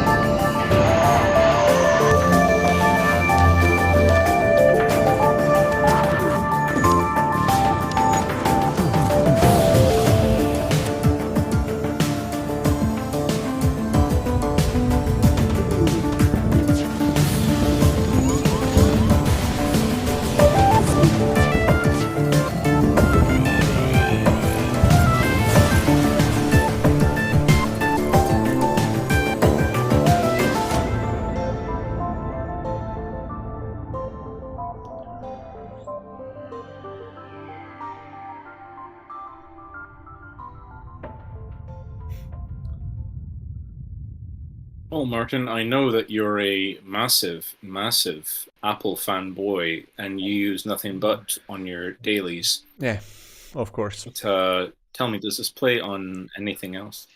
I have no idea, but probably maybe PC. Hard to say. Well, FTL. I'm assuming that you know this like Kickstarter success story. And, well, it's a great game. It's a great game. Then they got the Advanced Edition in 2014, which is a fuck ton of time back. And, well, I never played that much of that Advanced Edition because you can turn it on and off. Like, you can play the regular one, you can play the Advanced. I have to say that the Advanced, they added maybe too many new things. Like, the way of, like, when you turn on the Advanced setting, you might be quite surprised by the new systems. So it took me a while to get into it, and I got into it, and now it's fun. It's just like pure fun. It's pure joy because I like unlocked a new ship that could be only played in Advanced. So I was like, okay, fuck it, I need to play the Advanced. And well, as I was saying, like there's some grind because you can actually do it. You can grind some things because this is a roguelike. You are just like flying around space, and it's about the system management of the ship. Like what I like about it, it's the kind of like all power to the shields, all power to the engines, you know, like all power to the weapons, and you are just like making decisions about the subsystems and what you're actually trying to destroy on enemy ship. Which is a lot of fun, but I wanted to say something. Yeah, your crew can level up, but it can only level basically like two skill levels, which means that you can grind like your shield guy to be able to recharge your shields faster, your engine guy to make your engines faster. to be able to avoid basically incoming missiles and other stuff. But like you grind it for just maybe like 20 minutes and you level them up to the max, and you don't need to think about it anymore. So it's not that, it's not that exhausting in this way. The grind is for 20 minutes, but it's roguelike, so it means that like to finish the game, it usually takes me like 2.5 hours. Like that's usually I will die or I will defeat the main boss. So it's just fun to play it. I recommend it. It's a big resource management kind of game, isn't it? It's like feels more like a kind of step-by-step command kind of game rather than anything super actiony. It's like you can keep you can pause the game like in any time, so it means that you can actually decide what you're going to do. It's not really like based on your reflexes or anything. So you just decide what kind of way you want to go with your ship, especially because you can upgrade it with scrap. Like you are actually collecting scrap from enemies. Also, there is like limited number of steps before, like in every sector. So you can like finish visit maybe 12 computer generated locations, and it's usually just like one thing happens there, which means like you can have there might be a store, or there might be enemy, or there might be someone who wants to some help, or there might be some kind of like some like opportunity, and you can get the scrap from it, or you can die from it, or you can you can get anything, and then you upgrade it. So you can actually choose like, I want to upgrade my shields, I want to upgrade my engines, I want to upgrade my weapons, and then you get your weapons from shops or just randomly by chance that you get like destroy enemy ship and you get a weapon, or you will help someone and you will get a weapon. And sometimes you might be building towards something, like I want my iron weapons to be able to disable enemy systems. Like for example, you can disable enemy life support, which means that they will just suffocate in the ship. So you can basically go that way, like you will max everything to be able to suffocate them in their ship.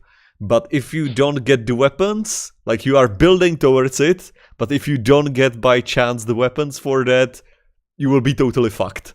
So it's like you need to kind of change your strategy based on what equipment you get. So that kind of makes it difficult. Like it's the same with crew. Like you kind of dig on that. You usually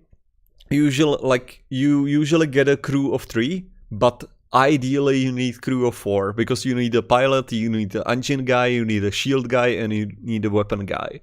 So you need to choose like what will you use, because like otherwise your shields won't charge as fast, which means that like if they like shoot your shields down, you will be vulnerable. Or you can like, there's the different kind of weapons, like rockets goes through shields, which means that you can have like your shields can be maxed, but they will still like manage to shoot down your ship just by like shooting them with rockets. But you can max your engines, which makes it like you have a higher chance to evade any kind of missile or anything. So that's the way how you avoid, like, so you need to kind of balance it. And it's the same, like again, you need to choose like what kind of weapons you will use, and it's a lot of fun. It's a lot of fun this way. And you're gonna like there's a lot of way of like you can also, you have subsystems that can also be crewed, which is sensors, so you can actually see inside enemy ship, which means that you can like target, for example, the whole crew is in some space, so you can target the space and kill them all by like precise shooting, which means that you will capture the ship and get way more scraps that you would get but if you destroy the ship. Or you can, like, they can actually use a teleporter, or you can actually go this way, because you can buy a teleporter and you can use it to use your guys to invade enemy ship and kill the crew, and that way you can like capture them. Or like they will use the teleporter to get onto your ship, but if you upgrade the subsystems of your doors, you can like trap them in one room and then open your airlocks, which means that they will suffocate because they don't get any oxygen because you open the airlocks and they cannot open the door, and they are trying to just like shoot through the doors to get to space with atmosphere. Yeah. I feel like you've made a lot of torture situations in that yes, game. like that's the normal. Like my classical strategy if someone has a teleporter is to keep my crew in some specific area usually and just open airlocks and just like keep the door closed and they will just suffocate. That's the best way how to do it, because if you don't have a like special upgrade to med bay, so like you are being healed over the whole ship and not just in the med bay, like it means that the fight might be really difficult. Even in advanced editions that you can have a cloning facility, which means that if they killed your guy, you still like get him back with some kind of skill penalty. But yeah, it's like I think that you can actually play it right now even on, because this is a really old trailer, but I think it could be actually available on a tablet. But actually, like I don't think that any person on this planet has a computer shitty enough not to play this game. Like it's pretty much actually impossible. my Steam library. It was bought for me, and I keep meaning to play it. I should play it. It's really fun. I will give you a few recommendations. First of all, if a slaver offers you to buy a slave, just start shooting them. They will give you a slave for free if you like. They will give you a crew member for free if you like damage them enough. Take this slave. Yeah, exactly. That's what I like. First, that also works. That also works in real life. Exactly. So that's a one way how to get like ahead, and that's like fun. Find like in the first sector, there's usually at least one ship that has only one single laser, which means that they can never kill you because you have your shields recharge faster than that it's like possible for that ship to shoot down your shields. So you would actually have to turn off your shields, which means that you can actually skill your whole crew on that one ship, because they will shoot your shield, which will like skill your shield guy. Then sometimes your ship will evade the laser, which means that it skills your engine guy and your what's the other guy and your pilot. And also if you have a like iron weapon or something like that which doesn't do any damage to an enemy ship, you can skill your weapon guy on just like basically shooting the other ship and not killing it. So like you can grind that, and it's like it usually takes like 20 minutes and you will skill them to the best of their ability, which is enough. Like it's quite valuable to have the skilled crew. And if they kill your crew, you are basically fuck. You can just like end the whole thing and then start it again. I can definitely tell how much you love the game with the amount of gush. I mean, like I've spent 120 hours or something like that on Steam playing. And as I said, like it takes about 2 hours to finish the game. Like if you're just like going through it, so it's not that. I can do it through watching one movie. I can finish the game, which is impressive, and it's something that everyone. I may have to give it more of a try. Yeah, you should. There was one more thing I wanted to show from the E3 that is space themed as well. Okay. And I only wanted to show it because I wanted us all to discuss it. Okay. More just how we feel about it, so I'll just click on it. You know what it's going to be. Yeah. Go. Oh, yeah. I am so proud of you. Do you know what a birthright is, Peter?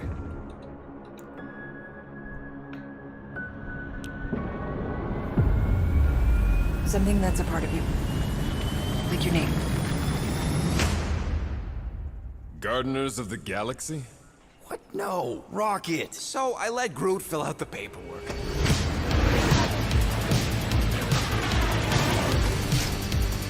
So we got fined. We appear to be 6,963 units short. I know, we clearly need a plan. If you see anything with claws the size of tracks, let me know. We got this.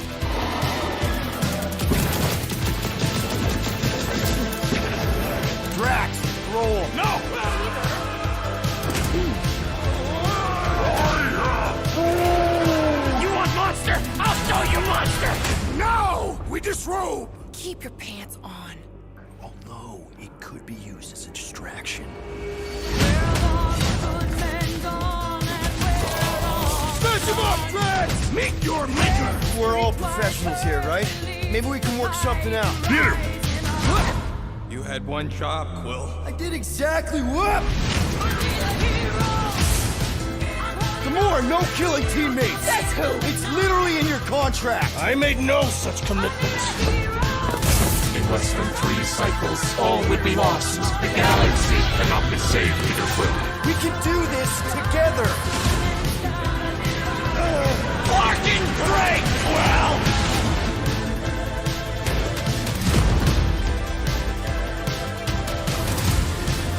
Some more, right? It's Star-Lord. Oh, crap!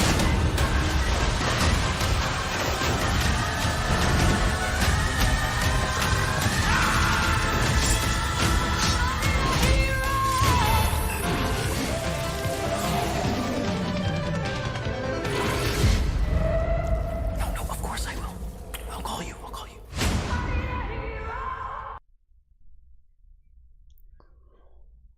I have a lot of weird mixed feelings about this. Why is that? One, it's basically similar kind of team that were, well, technically different team to who were doing the Avengers one, which that's been a weird kind of game that's either been bad or well liked. I mean, have you played it? I have actually played it, and there are some bits I like, and some bits I don't like. I don't like a lot of the live service things in that game. Exactly. Like, that was the biggest problem with the game. Like, otherwise, the story and everything, like, it was actually good. Hence why, but this one seems to be... It doesn't, from everything that's been talked about, there doesn't seem to be anything in terms of live service. Yeah. It's completely separate from the Avengers game, which makes me think, could this be the game that basically could help out Marvel games right now? Especially because I like anything that does Guardians of the Galaxy. The last time we had anything involving them were like the Telltale game, which, okay, not bad story, but unfortunately, Telltale game, which means the same bloody program. Yeah, of which, course. I mean, like, I'm still... Yeah, actually, I see potential because, as I said, like, I like the Avengers game. Like, for the... I like the gameplay. I actually like the story.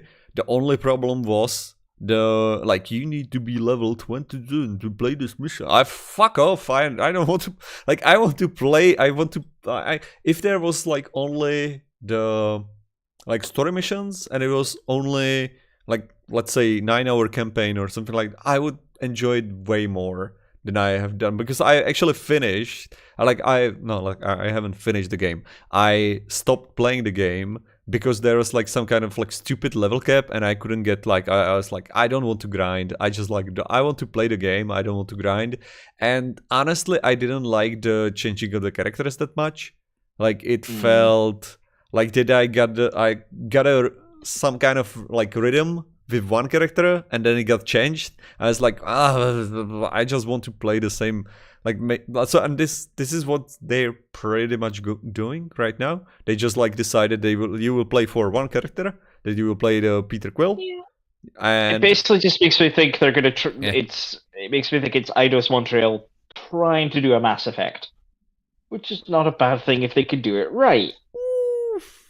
As you're the main character leading a team of space rogues to fight, well, in this case, not to fight against the big evil, but in this case, to actually profit.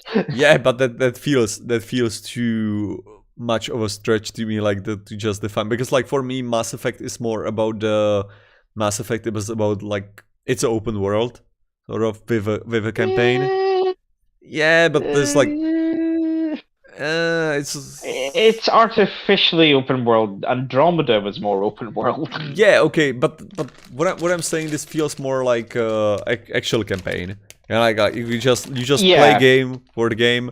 It's like more, I would say, Batman, Arkham games.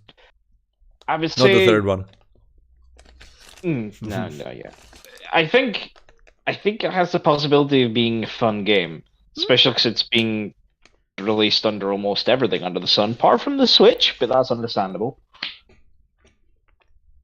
But I don't know. Could be something. And otherwise, Rod, there are lots of things I'd like to show, but Roddy, what have you got to show? Well, Dad, I've already mentioned Uncharted. I'm not sure if we need to see the trailer for that. Yeah, put it on. Tell us. I've definitely put on Uncharted is a great game series.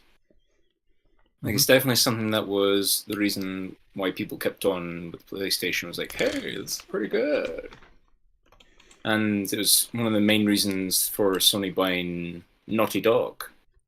It's because of games like Uncharted, which is just basically Indiana Jones, the game, but also fun. Also nicknamed Dude Raider, because it was like after a whole lot of Tomb Raiders. I would also add there, like, it's a Indiana Jones if it was written by the guys that wrote Gilmore's Girls. Except the main story supervisor was actually, she's the one that does the story writing for the Legacy of Kain games. Yeah, but apart from Uncharted 4. Like, to me, Uncharted always felt like everyone is pretty much the same character. You know, like that's the typical, like, yeah, let's make a new character, a cheeky rogue that like always says something sarcastic when someone says something. You know, it's like it feels all the characters are like that. The main guy is a cheeky rogue. His mentor is a cheeky rogue. His love interest is also a cheeky rogue. And his past love interest is... the villain himself is also a cheeky rogue. Past love interest, possible not friend, but is because actually friend, also cheeky rogue. Because that's how the Gilmore's Girls were written. Like, every character was the same fucking sarcastic asshole. Like, that was the same... I mean, like, I like it, it was fun, but it's shitty. It's shitty writing at the end. I don't know. But, I laugh. The third one is when it started. The third one is definitely when the characters started getting a bit more third-dimensional. You know, Yeah. It's like it wasn't just the archetypes. It was they had a connection to each other. They had a past with each other. I loved the flashback thing to young Nate in the third one because this was like, oh, you can see a relationship like built so simply. It's a kid with talent, ambition, and like some do or die thing. And then you have his mentor that sees it, and you know that he's already done it first, and he's done it better. But the fourth one, hence why I'm going to be intrigued. I'm going to be intrigued about the movie now. That is the thing, isn't it? With Tom Holland as young Nate. We've already had the Uncharted movie. Well, that was a fan thing. Like, just watch this. Tell me this isn't already a movie. Thing. This is already a movie. I mean, it is a good movie. I mean, Uncharted is a movie. What does British GQ know? We were meant for this, Nathan. You, me, together. We were destined for something great.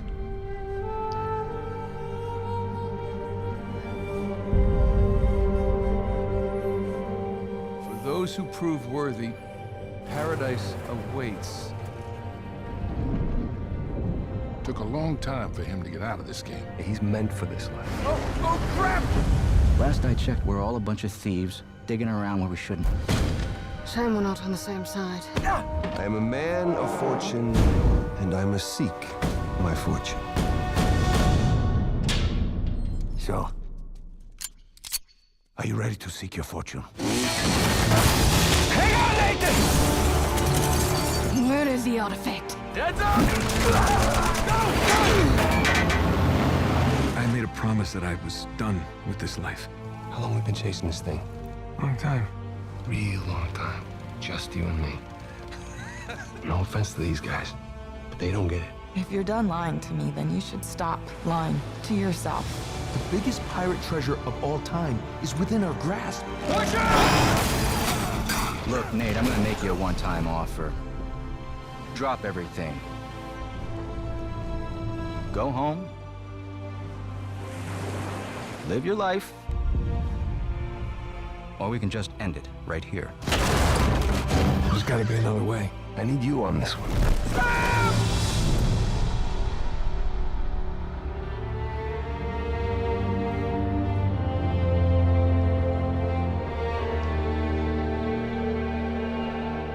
You ever wonder, like, different choices, how we might have ended up?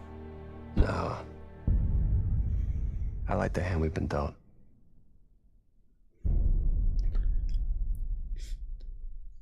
Meh. I mean, as a game, it's a great movie. It's the kind of thing in writing, like you already know, you've seen that story before. It's all character archetypes, it's all a kind of big adventure movie or television show that you've already seen. But a big thing about anything that's like common, anything that's been done before, anything derivative, is you can change it up if you make it matter. Like, you have to tell me why these characters give a shit, what the actual deeper motivation for this is. It can't just be because, oh, that's what they do. It's like, it has to be something more. It has to be an addiction. It has to be something that connects them to something. And the game does it fantastically. The gameplay is amazing. Like, everything bad about Uncharted 1, 2, and 3, even though they consecutively got better with gameplay, like 4 just went, oh, we did things wrong. Here it is perfect. Plus some new... A bit of help from Last of Us. And it's just such a good game to play. Like, for me, like, what, do you know what... It's such a... You know, like, about the game, what really upsets me is the amount of historical sites destroyed. Like, you know, the artifacts are important, but, you know, like, if you destroy the whole temple just for one artifact, like, it's fucking... Just don't. Like, archaeologists will, like, really hate you. I think it's the worst in Uncharted 3 for that. It's like, yeah, we need this one artifact, so we will fuck everything up. Like, if they would just, like, if the heroes, like the thieves, would just sit on their asses and let the bad guy capture the artifact, they will, like, save the billions in the, like, archaeology. Like, it's like such a, like, beautiful cities just destroyed by some kind of chase with a bad guy. It's like, kind of the thing is that they're not good guys. That's always the kind of underlying thing of it. They're the protagonists, but they're not necessarily the good guys. guys. Like that. That's why I use the quote. The thing about the ancient cultures and the treasures that they find is that they're all some world-ending thing, like a disease or something that controls your mind or something that turns you into Gorilla Man for some reason. Yeah, Charter 2 was a weird one. It's a kind of case of, like, it's not about like, Indiana Jones isn't an archaeologist. Like, Indiana Jones is what these guys are. They're fortune hunters. Fortune hunters are notoriously, like, they have all the qualifications, they have all the same training, they have a bit more, because treasure hunting is a really fucking dangerous thing like, bit less. They don't have appreciation. I mean, at least they do have appreciation, but by the end of it, it's always something world-ending, and that's when they have to be like, "Oh, okay, we should maybe not prioritize fortune and glory over." In the defense of Indiana Jones, he does have a doctorate, and he says it belongs in a museum. He's been well known for saying, I mean, like, belong in a museum. Also, that's an imperialism in different name, you know. Like, let's face it. I'll give you that. I will give you that. At least this is just profiteering. So imperialism or profiteering. Yeah. It's basically, there is no good guy in this. It's just more evil on opposite sides. Yeah, but like in Indiana Jones, I honestly, I've played from Uncharted. I've only played a game where it wasn't the world ending. That was the thing. Like, it was just, you know, it was actually just an artifact. That was the thing. Which one did I play? I feel like... No, did you get the spin-off? Yeah, I got the spin-off. Yeah, the spin-off had only. Which... That was a good one. Yeah, I actually hated it. Like, I really hated it. I still need to play the one that came out like, for the PS Vita. To me, like, because Golden Abyss. My problem there was, like, first, I didn't like the climbing and stuff like that. It's just like, it felt like cute quick time event, honestly. The climbing was like, there was only one way how to climb, and you just like needed to press the correct button. I felt like an ape, like just, you know, like clicking the, okay, now you managed to click there. But then I hated the way of the chases, like that you had to run through something, and I actually, like, at one point, I was like just holding the controller like that, you know, it's like, and it actually ran on its own, like the correct way. I was like, am I even playing the game? Like, that's the thing, like, do I because, like, if you're doing the things, like, you feel like you are, I just managed to jump there, and it's like, but if you stop doing that, you notice suddenly that, like, it requires just few inputs in, like, maybe, like, during the chase, it takes maybe, like, 5 actual inputs from you. Otherwise, it just, like, ignores completely your input, and it just, like, runs on its own.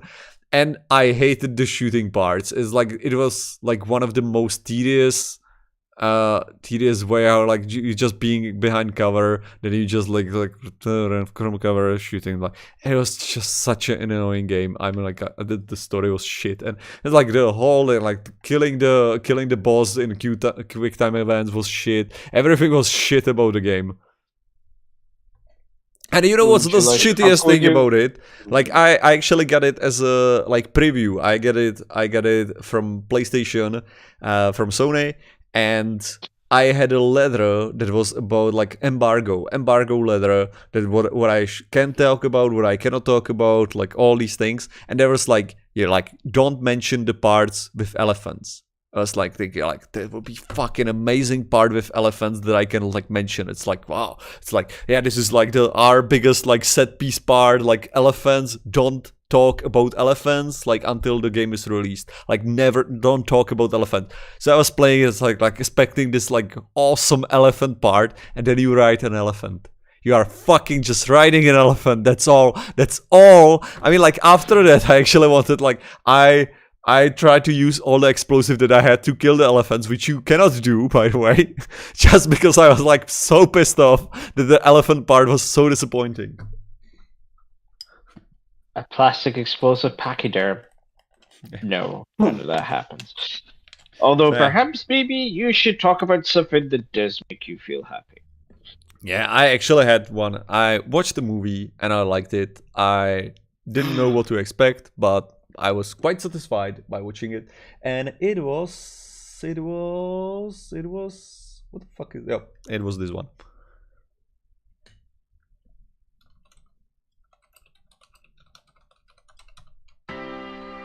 Don't move. Let me see it. Don't move, Amy. Let me see it. Okay. Ready? Mm-hmm. I love it. That's super sweet, because it's terrible.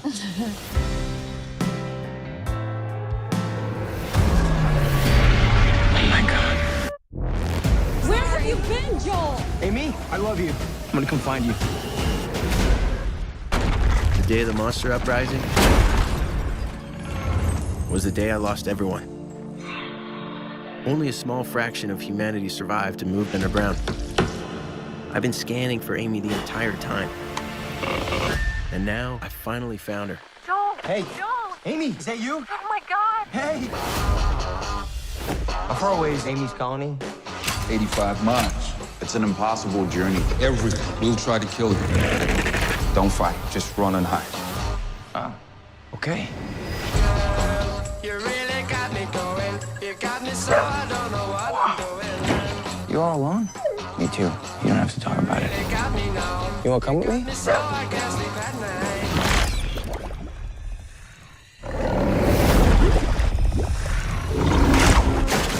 Look out!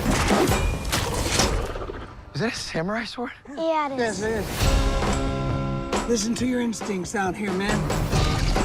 What if I have terrible instincts? You'll die. Super encouraging speech. You made it all this way for a girl, huh? You ever hear the term fool's errand? Joel! Amy, I miss you so much. We have lost this war. We could still take our world back. You're more of a survivor than I thought.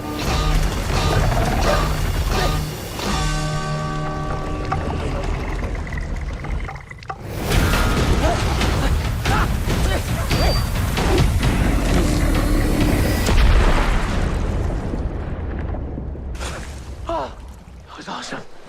Oh, I feel like Tom Cruise.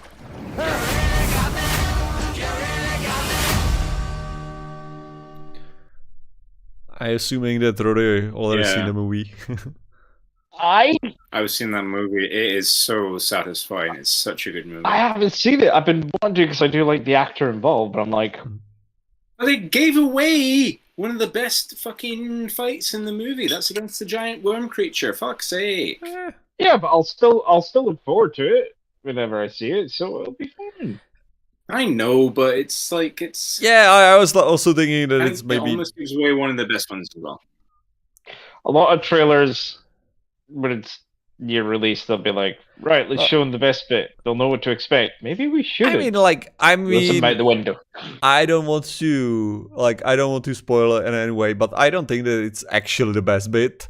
I think this is like, it's kind of bad that there's this base, it's a kind of climax of the several things that happened there, like with the worm, but still, this is like a really fun movie. The tension though. Like they managed to make the character from the monsters because he's it's they managed to make the character really human. They also it's funny movie. Like it has like good parts in that. It's just like it's fun. It's kind of feel good. I mean, like I really like it. It's a good movie. I think Dylan O'Brien really carries the movie. Like the guy has such good range. You really feel for him every single time he's in a really tough situation. It doesn't feel hammy. It doesn't feel like it feels very real. Like the whole concept of the movies, it is kind of silly and they address it. Yeah. He himself, 100%. Even when he's being funny, he's like in it. You feel like he's fully committed to it, and it's real for him. And because it's real for him, it's real for you. And those moments where it like stops and it gets all emotional, or where it's real fucking dense, you like feel it in your chest, man. I don't know, with Dylan O'Brien, it's like that's the thing. I love the guy. I love how he acts. The problem is he always tends to play the same guy that's kind of sweet, has a bit of sassiness, and can be badass occasionally. And that tends to be what he mostly is in most things he's been in. Yeah, it might be that. Whether it's The Maze Runner, Teen Wolf, including that one, apart from maybe that weird comedy thing, American Assassin. No, wait, no. I was thinking of I'm thinking of some weird comedy thing where it was some comedy series. I don't know what it's. But honestly, I wouldn't. No, it's something about the idea of people being paired up because of some questionnaire AI system or whatever. And Dylan O'Brien plays this young guy that does system, and he gets paired up with this old guy, and they're not in a romantic relationship, but it's like the best kind of. But it's like the best kind of friendship relationship either of them have ever had, and they move in together and are actually just generally happy. But you know what I'm talking about, right? Yeah. But honestly, I wouldn't describe him like what you said in this movie. Like he feels more like a pathetic person. We'll put it this way. Like that's all. Yeah, but empathetic and pathetic as well. Yeah, like both. Empathetic. Yeah. Empathetic, pathetic. So basically, like he's in Teen Wolf. I've never seen Teen Wolf. I've never seen him. But but here also I like how in this movie it doesn't really feel like they are any kind of cheap bad guys.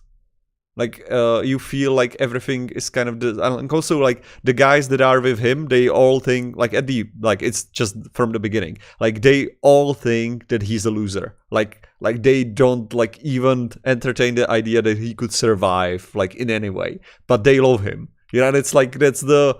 Like it's not that he's a burden. They are like they actually want to protect him. They care about him. And it's like kind of unusual about like in these movies because usually when you have a loser, like he's being shunned by others. But this one is like, yeah, you're a loser. We love you. You know, like it's like the hope you have. We kind of don't want to lose that because especially because the main antagonist you're describing is the environment itself, the monsters that live in said environment. Sort of, yeah.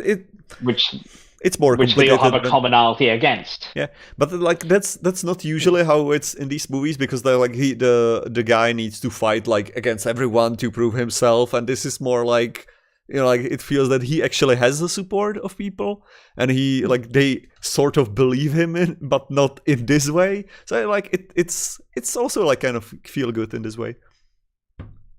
It's kind of like that weird. It's the characteristic of like platonic or familial love, which is a big part of the movie.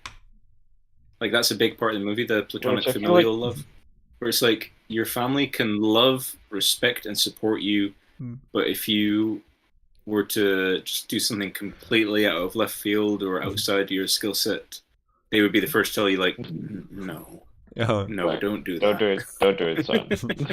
But yeah, I'm sure we've all heard. Don't do that. I said like I was kind of surprised how much I enjoyed. I'll have to give it a go over the next few days. There was definitely watch it tonight, man. Yeah, I know what my movie watching is going to be tonight, by the way, and you might see that in the What's that? trailer. You know what one it is. Best historical. Okay. Best historical film. From the Founding Father.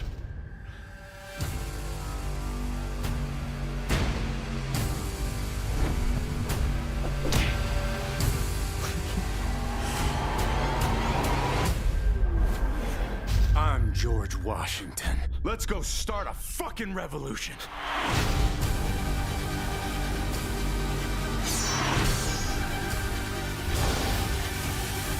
Ding dong! It's America, motherfucker! Did you practice that line in the car on your way here? What the fuck is a car? Holy shit. Hello, Gav. Oi, Gav. I can't ask you to go in there with me. Yeah, good, because no. Great. Good luck. Whoa.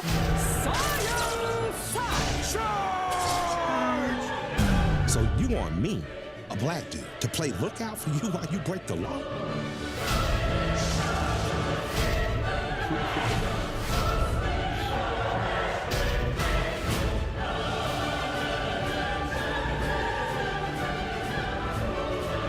I'm talking real heavy hitters.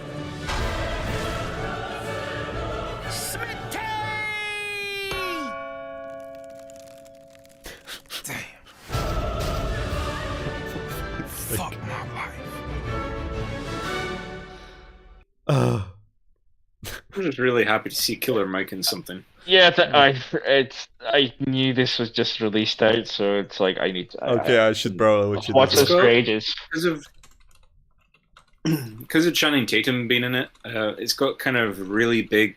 There's this really obscure TV show. I wish I'd put this up instead of what I did before, but there's a really obscure show on Amazon called Comrade Detective.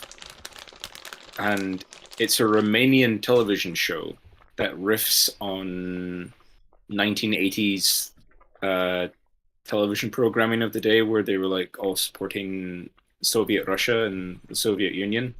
And it's done in a modern style, and it's overdubbed by Channing Tatum and who's your boy from Third Rock from the Sun? John Lithgow? No, the young one. Oh, not Justin Long. No, I know the one you're meaning. Joseph Gordon-Levitt. Yeah, Joseph Gordon-Levitt. Yeah, it's Channing Tatum and Joseph Gordon-Levitt, and they're both overdubbing this, and it's just really funny to see this real Romanian actor. Like, he's really Romanian and rough looking, and then it's Channing Tatum's voice, and the dialogue's fucking hilarious, man. It's like, comrade, don't lose your cool. What would Stalin do?